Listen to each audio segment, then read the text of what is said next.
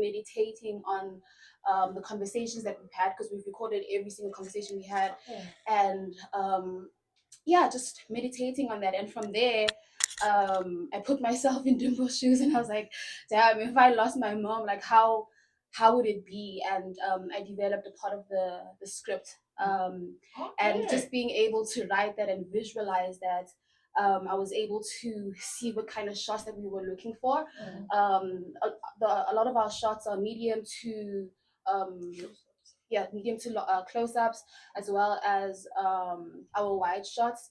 And through that, just being able to um, just being able to utilize that in a way that serves the story.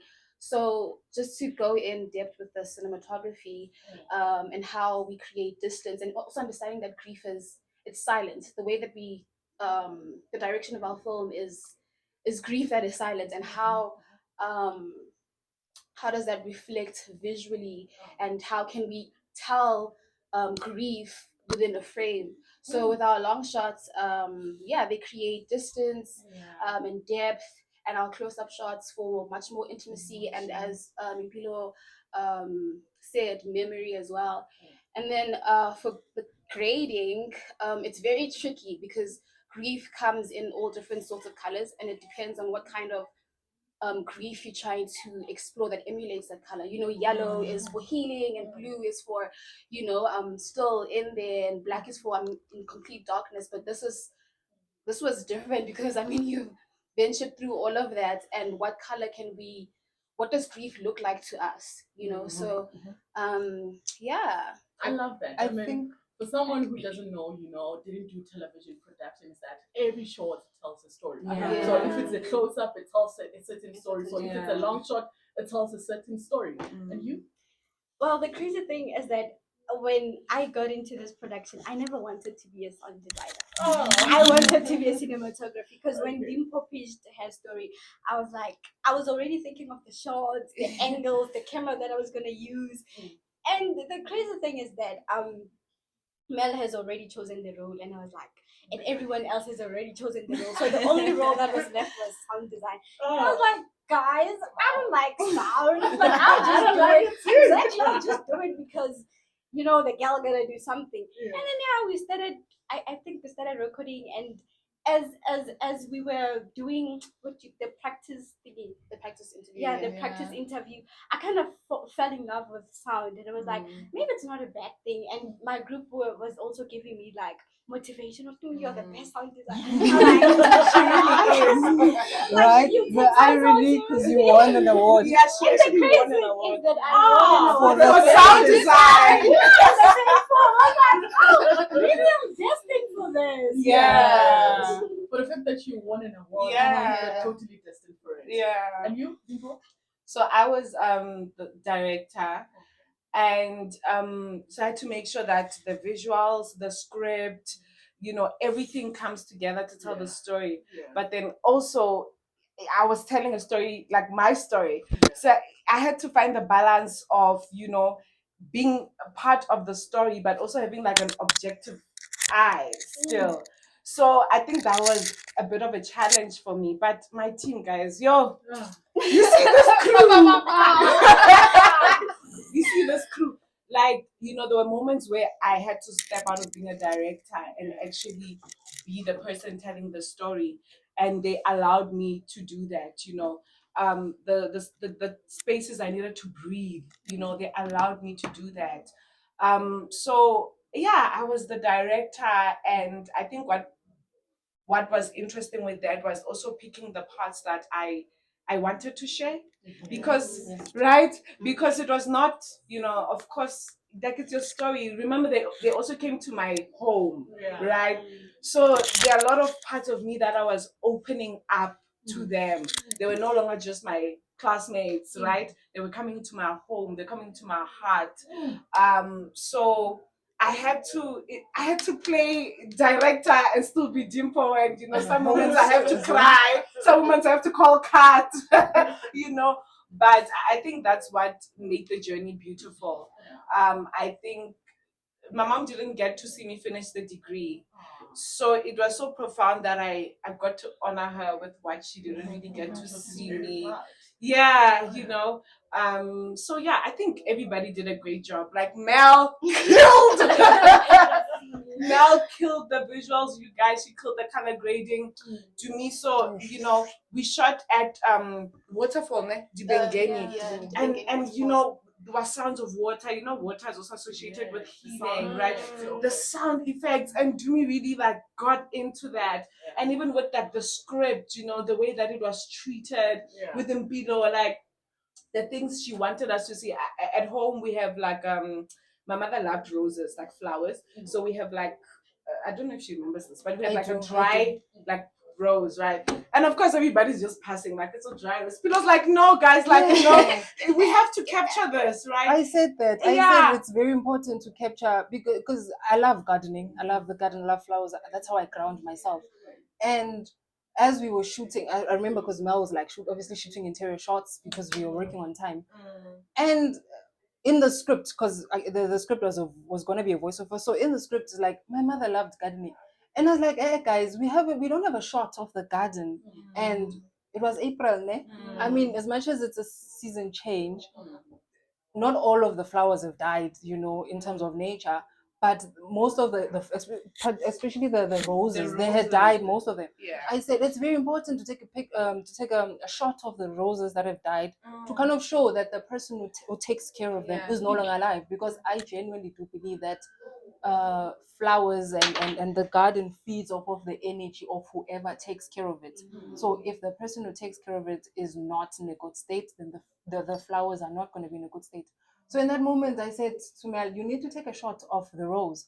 And in that, you know, when they say an object is a paid actor, when Mel was filming that, there was a bee that was like lingering around, and I was like, perfect shot. So yeah. You know, going back to Depot, you were the director of this film, right? And I can imagine that, you know, my lecturer used to say that, you know, the writer has their own vision. Then comes the director, which has their own vision of the film. So was it the same? Did it align? Whereby she written the script, obviously she has a vision for the film, but you are the director. You need to make the film alive. Everything aligned, and I think because I was so in the grief, right, and they were outside of it, there were so many things they could see that I couldn't see, right, and which made it helpful. You know, as Mbilo was saying, the rose, you know, there were some shots that she took a beautiful shot of the living room where there was just like a picture of my mother, right? There were beautiful things that I could have never even thought about. So, of course, yes, I was the director and had the vision, but I think we all, in terms of the major vision of the story and what you see on screen, is literally every single person. They saw something that I could not see. And just to quickly like butt in, we had a lot of challenges, but regardless of everything that we went through, we were just so in sync. Like we understood what was the purpose of what it is that we are doing, and we allowed each other to serve in that role. And where one lacked, the other came through and assisted. Like I remember there was a moment where Dimple broke down and like we didn't know what to do. We didn't know if we should stop filming or we should like film because she's crying. It's beautiful, you know, it's gonna look great in the film, but we didn't end up filming that moment. We just allowed her to have that moment, and it was honestly so sacred. We were really patient and slow and just in sync. Like if one person says, hey guys, there's this, you know, we'd catch on to that. Okay, cool, let's get this, you know. And we were on a time crunch. Like we had a day and a half to make it work. But yeah, man, we did the most, guys. I know it happens. I mean, I've been, you know, behind the scene where I will shoot a film or a story, but things don't go the way you envisioned, and you end up breaking down. But that doesn't mean that you should give up. Try again tomorrow. True. It's a new day. True. True. And talking about, you know, some biggest challenges, you know, while you were, you know, faced with, you know, filming this Legae Laka, right? And then how did you guys overcome it? First, let me just state, because I'm also the co-director and the co-writer. Yeah, I'm also the co-director. Oh, you co-write in Legae Laka. co-writing. Well, I said I'm the main script writer, and then Umel like had a few other things. It's okay, it's okay. And then Dimpo and I collaborated in terms of directing. And at first, I wanna like start on a point Mal started with in terms of shots. The wide shot of our film is an established shot of us when we were driving to. It was Mahopa's Kloof. Those curvy roads, they were so scary, but like the scenery was breathtaking. Beautiful. And I remember I had said it's very important that we capture these mountains and the green scenery and stuff, because we all know the perspective, the negative connotation that people associate Limpopo with. So I had said it's very important for us to capture the beautiful side of it, so people can see this is actually a beautiful province. So to start a movie with those shots, us driving down and just seeing how beautiful this place is, because it's just the way it's associated with is very negative. So I think as filmmakers, it's our responsibility to shape public perception. So it's very important for us to share this positive perception. So then, to answer your question was challenges, ne? With like what? I think firstly the first challenge we had was getting there. I've had a license. I don't know. Actually, from the first interview, even getting to the interview, Yeah. of the interview. But I think the main was from I had a license. I got it in 2020. I think 2020 or 2019. I had a driver's license and I had a car. Or I have a car, but like I just don't like driving. Or I don't like driving. So then they asked me. They're like, "Who has a license?" I just randomly like, "Oh, I have a license." Like, yes. And they're like, "Yes, we are driving to Limpopo." I'm like, "Yeah." So like I had driving anxiety. I'm like, I don't even drive like 10 minutes away. There's no I'm gonna be on the road for 7 hours. But then we had a co-driver. Fortunately, Mel found a co-driver, Kola, who's amazing, who's a sweetheart. And to him. to her. Yeah. It was an all-women crew. Yes. So then we drove. So I think that was the first challenge. And I think because I was dreading going to Limpopo because of I was just like, I'm not in the mood to drive, guys.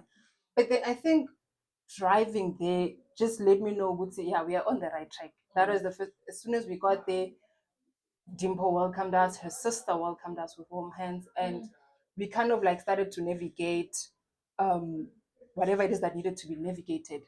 But I think the most important, I don't want to say it's a challenge, but I feel like, or if I say it's a challenge, it's a good challenge. I think it was being able to bring her story to life, because none of us have experienced that level of grief. So it's so easy for me to sit and conceptualize with Mel and say, okay, we need a shot of that, we need a shot of that. But if Dimpo says, can I please have a shot of my mom or a shot of this, so that we know that this is what it's going to bring out to life. I remember even with the script, I struggled a lot with the script writing process because I'm used to writing narrative script writing, but this was a personal essay documentary style script, so it was different, and they helped me. But I remember the one thing that I fought for. I said, guys, this script needs to start with a prayer. I said that. I said, a prayer. All of us, our mothers taught us the importance of prayer in life, if there's anything. So I said, it must start with a prayer. And I was like, simple, our Father who art in heaven. And I said, you're going to speak it in your language. I think one of my unwritten rules that I've implemented within myself, even when I was doing my undergrad, I said, all of my stories are going to be performed in African languages. All of them. If I've got a Zulu character, you're performing your lines in Zulu, Xhosa, Tswana, Chivenda, Chitsong. And Dimpo was Klubedu, and I said, perfect. So you're gonna say that prayer in your language, and she did, and like everything was perfect. And challenges, I think challenges were post production. Yeah, Even because financial challenges. Wow. financial challenges. Yeah. because we're traveling outside of a province and we are on a very tight budget. Yeah. We made it work. Like Yeah. That's some great. and it's guys like made it work. it's like we had one because other crews shot within Joburg in class, right? They shot in their houses. So when we went into first cuts and the lecturer were like, oh, fix that, they were able to go and reshoot certain things. We could not. You go back to we had to work with what we had. We had to work with what we had, the shots we had, and that's. I think also during one of the challenges that we had is 3 days before it was due, our footage got deleted. Ah. So yeah, thank God we had managed to back it up. Yeah. But we had to restart, and I remember like we were all upset, and I was like, because yeah, I was supposed to come in and grade, and grading takes quite a while, so that was also cut down on time. So it was crazy. It was honestly, it was crazy. So you hold it up, and we continue up this conversation because if you have any questions that you like to ask, our film makers, make sure that you drop us a message or a voice note in our WhatsApp online, which is 078-934-9311. For now, it's time for your headline news with Angel Amia. One song. We are the Africa One Africa Radio. I think so, yeah. Yeah. I want to bring a fire. Yeah, okay. So you don't have to know. It's like, sorry, you don't have to. Oh, okay. Who's that?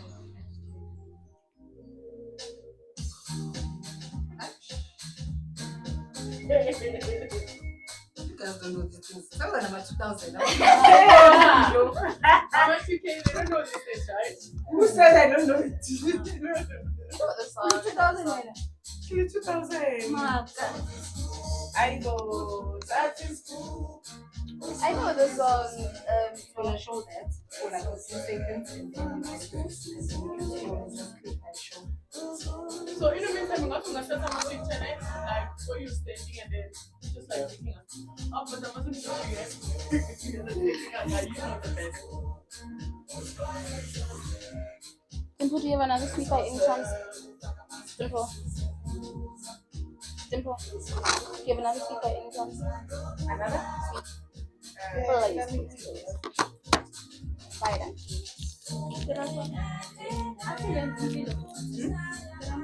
Oh, that's not mine. We can make it. I like that. And in right now, I'm still chatting to the film makers that shot, a student, a film Legae Laka that screened at Basha Uhuru Legae Laka, right? Sorry about that. That screened at the Basha Uhuru Festival, and it also won, a special mention award, right? So I can imagine the excitement. You guys didn't believe that, right?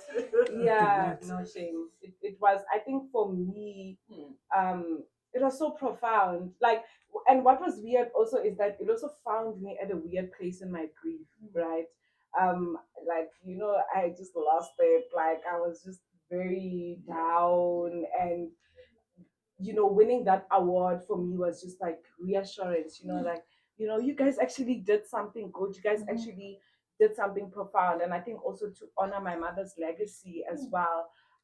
Yeah, that's what made it all the more special. Okay. Going to the, Legae Laka, was there any, particular scene that was so emotional or technically difficult to shoot? I'll go first. For me, it was towards the end. There's the scene where she says the cupboards in the kitchen they mourn you, and the shooting that. Oh my gosh, it was so difficult because they didn't really understand what it was, how we're supposed to shoot that scene. So it was so stressful because it was like, okay, no, I don't see it. No, the lights. Oh no, it was such a thing. It was such a big thing, and also towards the end, the cooking and the baking with the sister and stuff. I think we had like less than an hour or 30 minutes to shoot all of that. So it was like, oh my gosh, we have to get the shot, and not just the any shots, and not So it was hard. Those they were very hard. If you watch the film, you'll see exactly what we're talking about, because the cupboards, they start rattling and the lights go on and off, and it's meant to do this horror like a scene. So yeah, it was hard to shoot that. For me, I think in terms of okay, because I like to look at things like both onset and offset. For me, it was the contrast of, because it wasn't a difficult scene to shoot, but it was difficult to watch. There's a shot where we just have a shot of an empty lounge. It's just like empty, the couches, it's clean, and right before that shot, it's a archival video of Dimple's mom, and she's like dancing and singing. And as soon as like the camera switches to the empty space, I think it hits in that moment. It takes one person to change the atmosphere in a house or in an environment, and that's what we were going for. Even the bedroom, because I remember when we were in Dimple's mom's bedroom, there's like this huge picture, and I said to her, please get a shot of the picture. It has to be a close-up shot, just alone for like a few seconds.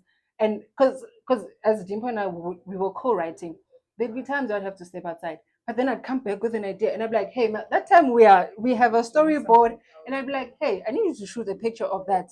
And I remember we were walking around, like as I was walking around the yard while they were setting up, um, and behind the house there's a cemetery, Cabo Dimpo. And I remember I just called Mela, I said, hey, we need a shot of that cemetery, you know. And she was, because she's short and I'm a bit tall, she's like, I can't take a shot of that. So I took the camera and I was just like, and focus was perfect. And like the way it came together in terms of editing, our editor Ndubo is not here, she's amazing. And the way yes, all of us are women. There was no man in our crew. All of us. And Ndubo was amazing in terms of editing. So she was also able to like put it together. Like she was perfect at putting it together. She understood where to put this particular shot, where to put that particular shot. So I think for me it was the post-production because that's where it came together. We're just like, oh guys, it made sense. It was beautiful, but it was so sad. And it was like we were so scared. We did not want to mess it up. I think when we were students or when you do a student film, yes, you want it to be perfect, but we are not scared of making mistakes because we're gonna learn from it. But here we were like, there's no room for mistakes here, guys. We are not telling a Romeo and Juliet story. There's no room. It has to be perfect for Udimpo so that she can keep it for herself and for her sister. And yeah. So yeah. I think for me, what was most difficult was because we were also shooting with my younger sister. It was her having to see me battle with the grief. That was so difficult for me because there were moments I had to be vulnerable, and she was in that space. And since the loss of my mother, I've always been the strong one, the protector, the one that would allow her to break down. So for her to see me break down, it was difficult for me. In a way, it felt like I was letting her down. I think even today she hasn't seen like the film. She hasn't seen the film because I feel like for her to when she's going through her own thing and I have to be there for her only to find out that I'm going through 10 times what she's going through and she's not able to see that. I felt like maybe she's gonna feel like yeah, we are really going through it. So I think for me that was having her in my space and having her see her sister being vulnerable. I think that was most difficult for me. Okay. For me, what was difficult to shoot was, I think, the Mount Zion in Limpopo, because the film starts with the prayer. So I felt like it was going to be great to juxtapose it to the prayer, but we couldn't shoot it because of the restrictions, because of also we were driving and I don't know what was happening with the camera. I don't know if we picked the wrong And we lens. drove a long way. Yeah, Also. and it also didn't make it to the final cut. So that was one of the most difficult things to shoot for me. Okay, so time is not by our side. So let's go back to Legae Laka, right? It was, screened at the Bashaba Kuru Festival. How did it feel, to have your film, screened there? It was very surreal. Yeah. Surreal, And also right? validated. Like, Exactly. I think because, as Mpilo said, it was a student film, right? But then the way it was treated, it was not, you guys are student filmmakers. You guys are filmmakers in your own right? So it was validating. It was also humbling to say, this is not just a student film, like it's a piece of art worthy of recognition. Yeah.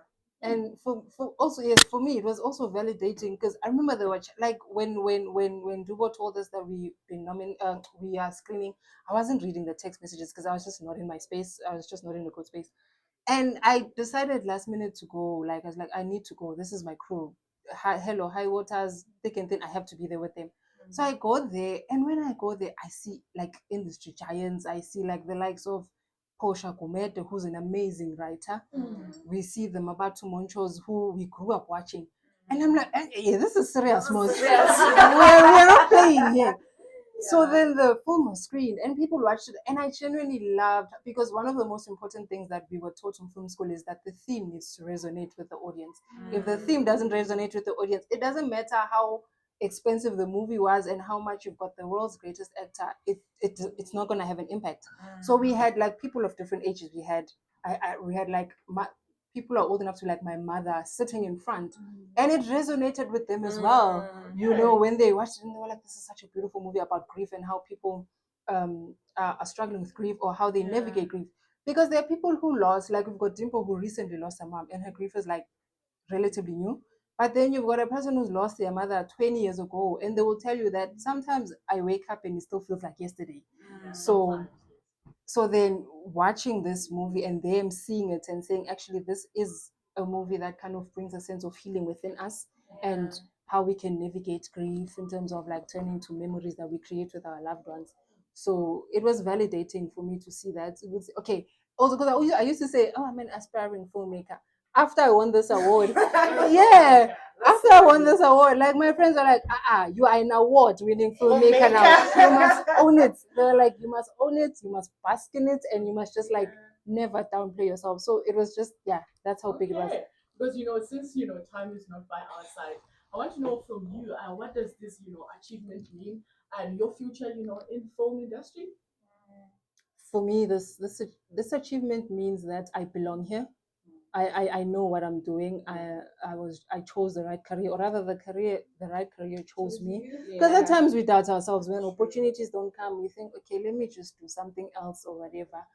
But then it keeps bringing me back. So this achievement means that I belong here and I know exactly what I'm doing. And in terms of the future, I know big things are coming. I'm working on a few things. I want to do my own films. Who knows? I'm gonna come with an academy one day. Come on, We'll girl. see. I'll bring an academy one day. So in terms of you guys as a team, what is next for you, and any upcoming projects that we should know of? We're still there. Oh, for me, because we are independent. We are all doing our own things. Okay. I'm working. A friend of mine, Potako and Lesoko, we are working on something. I want to do a series. I'm like kind of like looking into that. I don't know. I'll see. Like I'll see. I'm working on something, but also I love filmmaking. I love making movies that center Black women. I love Black women. I love Black women in the past, especially like during the apartheid era, pre-colonial eras, and how matriarchal our continent was. So I love bringing those type of stories to life. Very expensive to make, but I believe in myself, and I believe in the people that I surround myself with, and I know they'll help me bring those things to life. So that's what I want to do. But for now, short films, and then yeah. What more do you need? You're an award Winning filmmaker. Yeah. So, and then what do you hope, to contribute, to the future of African, cinema? Yeah. I think for me, I know every Black African filmmaker says, I want to tell authentic, right? That's what we always say. I want to tell authentic stories.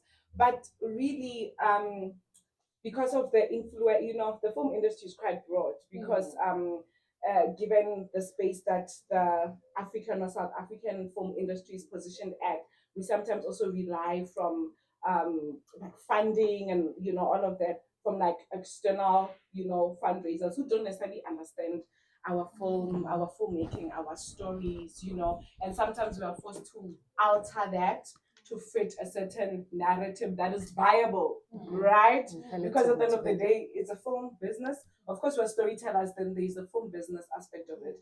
But I think when I say authentic stories, I mean stories that will not be influenced by, okay, I need to make the sell, I need to, with outside of those pressures, to tell stories that we want to tell. Like people are saying, she's fascinated by, the women in the past, and she wants to tell their stories where she has the freedom to tell those stories without the limitation of somebody in Australia is not going to be able to resonate.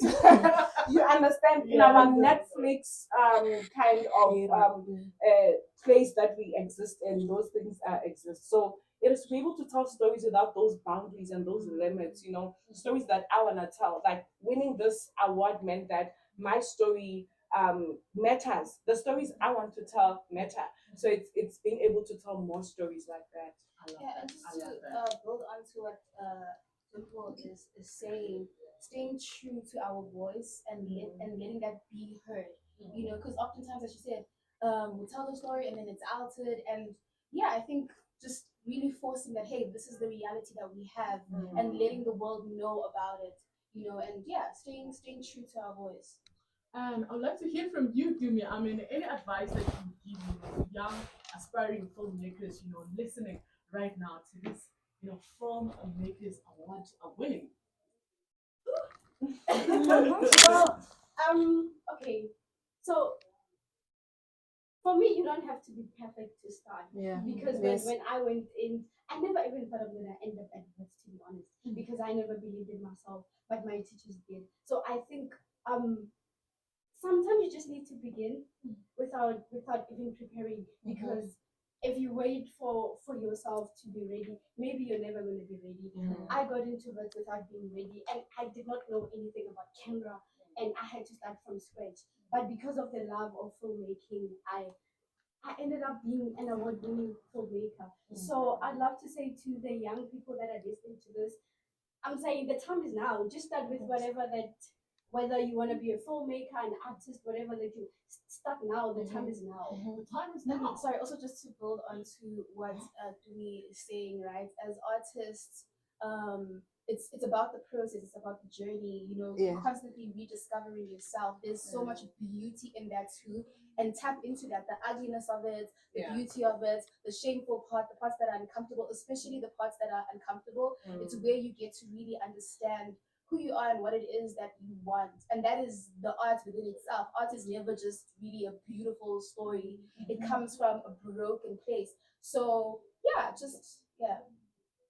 I love that. I love that. And for someone that is listening out there, you guys have described, Legae Laka, and they want to watch the film. Where can they watch it? For now, because my producer Lerato told us that for now it's not yet available in terms of streaming because it's a short film, because it's still going through the processes of film festivals and stuff. So I think after that, only then we can like put it out on YouTube and like make it available and accessible. So yeah. So for now, it's just like exclusively making runs on film festivals, and we'll make sure to tell people, on social About it, media yes. where the screenings are happening, what time, so they can be able to watch it, and then only then after will we be able to make it available Mainstream. to mainstream. Okay. Quick question. Who is, the dream director or actor that you love to work with? Ava DuVernay. For me, two people, the dream actresses I'd love to work with. I've always wanted to work with this person since I was in high school. Cindy Zatu. That lady is legendary. Yes. Listen, I've always wanted to work with Cindy Zatu. And then in terms of internationally, Viola Davis. Yeah, those are the people I'd love to work with one day, and it will happen. Yes. You'll I see see. you love black women. Yeah. Yeah. I think for me, it's Ava DuVernay. Her background in journalism, but also the time that she started her film career. She started her film career later on in life. And I think she's very authentic to the stories that she wants to tell. Even her voice, like when you watch her films, when you watch her series, you can tell that she stuck to her voice and didn't allow anybody to come and influence it. So yeah, she's definitely somebody I like to work with. For me, I've always loved Taylor Perry because of I love Tyler. so I wanted like to be like him. I'm like, oh my god, Taylor Perry. And unfortunately, it was Mommy Connie Chue, and yeah, She's no longer with us. I would like to work with Dave Myers.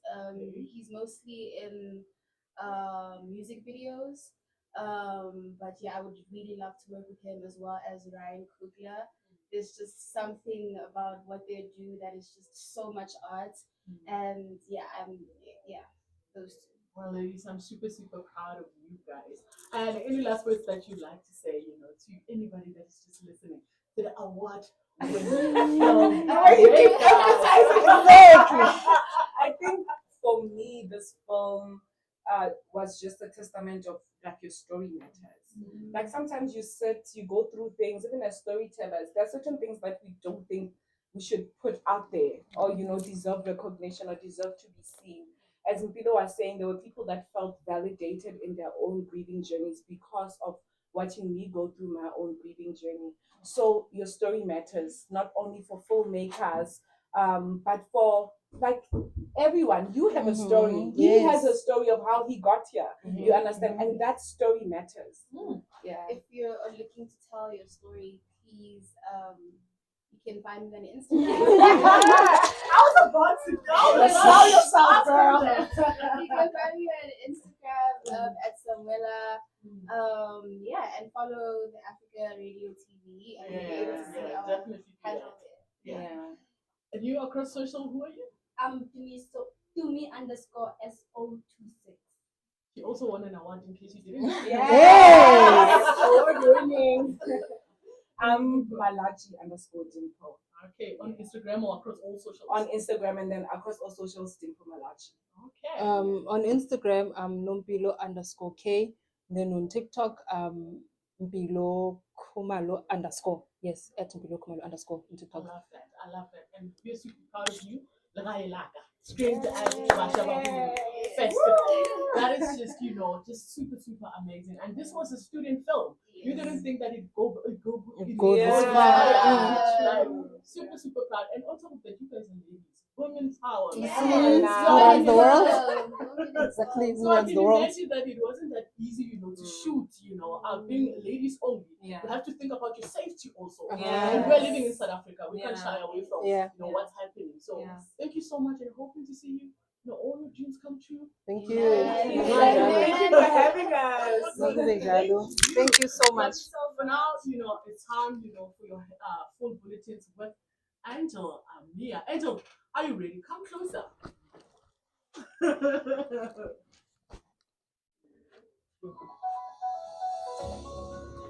Okay, ladies, stand that side because she's still gonna read the news. We're gonna take pictures. Okay. So stand that side.